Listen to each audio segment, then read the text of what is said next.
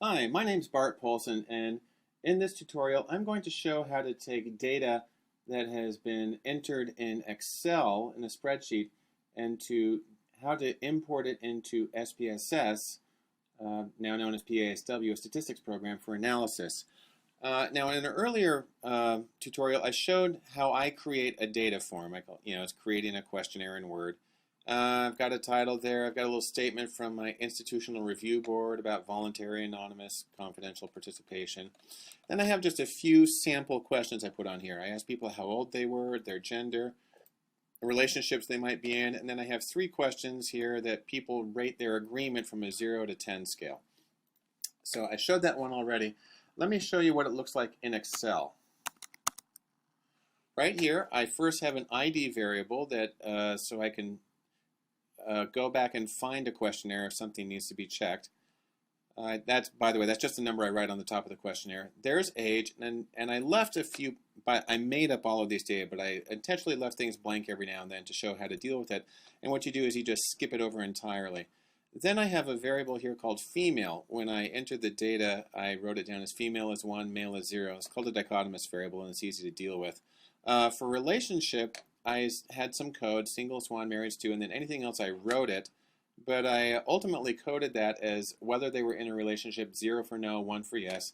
And then questions 1, 2, and 3 are rating scales, agreements, and they go from 0 to 10. And I just entered the numbers right there.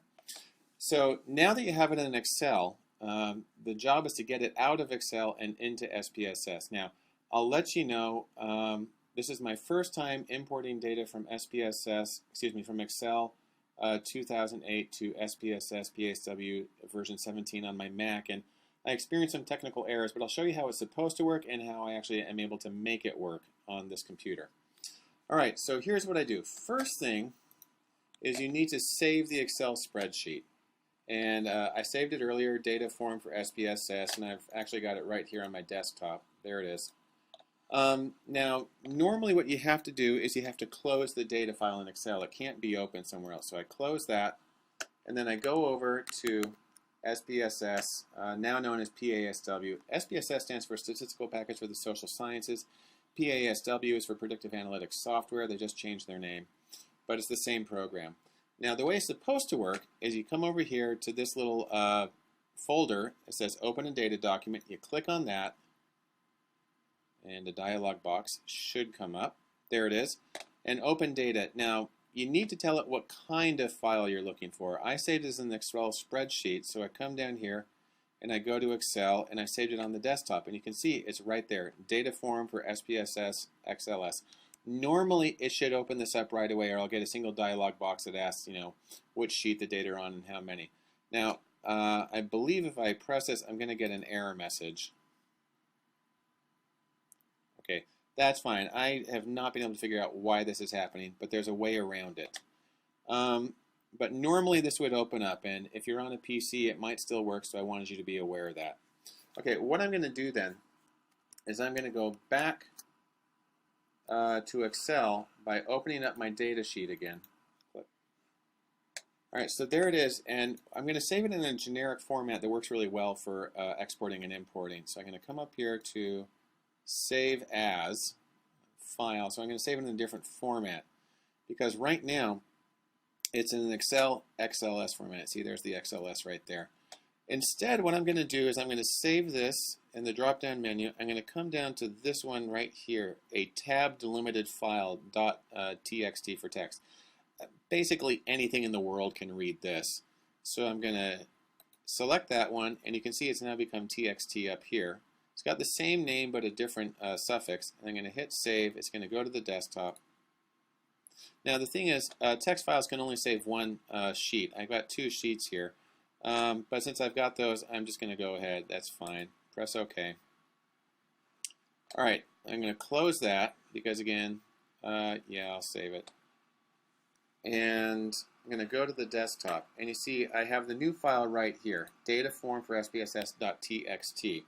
Tab delimited text file. So now I'm going to go back to SPSS, and I'm going to do this open thing. I click on the folder again, and this time I tell it I am looking for a text file.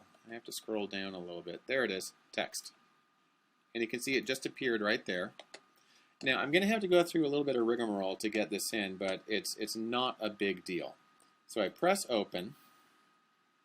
And does it have a predefined format? No. I'm just going to go ahead and hit continue. See here it gives a basic idea of what it looks like. These labels are off just simply because this one's really long. Press continue.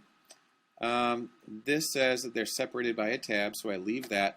The variable names are at the top. You see this first line, ID, age, so I click that, say yes, go to the next one. Each line represents one person's responses. That's true. I want all of them in there. I can imagine you would use these other ones, but we're not going to deal with that. Press continue, and I say that it's a tab that's separating everything. There's no qualifiers. I don't even really know what that is. And I press continue. And it asks me if the variables are numeric or whatnot. I'm just going to leave that the default and press continue again. Oh, by the way, you can see how it's lining up right here. And save this file format. Would I like to paste the same back? No, whatever. I'm just going to press done. And it does this little magic thingy. And there it is. Now I have a data file that says ID, age, female. This one's relationship. I'll just drag it and make it a little bit bigger. Q01, Q02, Q03. Perfect. We're set. I now have the data entered in here. Now, I want you to notice one thing.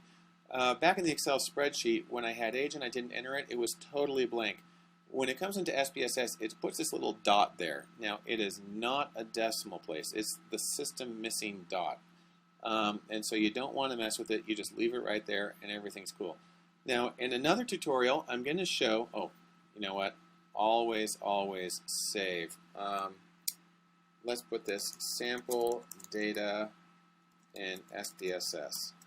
And I'll just save that to the desktop. I'm going to save it as an SPSS file and save. By the way, I would save constantly because in my experience, SPSS crashes all the time. So you want to save after almost every step. And by the way, so you know, in SPSS, you have one sheet for the data. You have another sheet for something called the syntax, and it keeps a record of what's done. This means that I opened it. This means how I saved it. And then you can have another one. I'm sorry, this is the syntax file. The other one was the output. Anyhow, I'll talk more about this in a minute, but here's the data. The data are entered. The data are in SPSS. I have saved them. I'm going to show how to create what are called labels. So, for instance, the female shows up as male and female instead of zeros and ones, and the relationship shows up as, you know, in a relationship or not, and then that it can code some of these variables. Anyhow, I'll save that for next one, and I will see you there.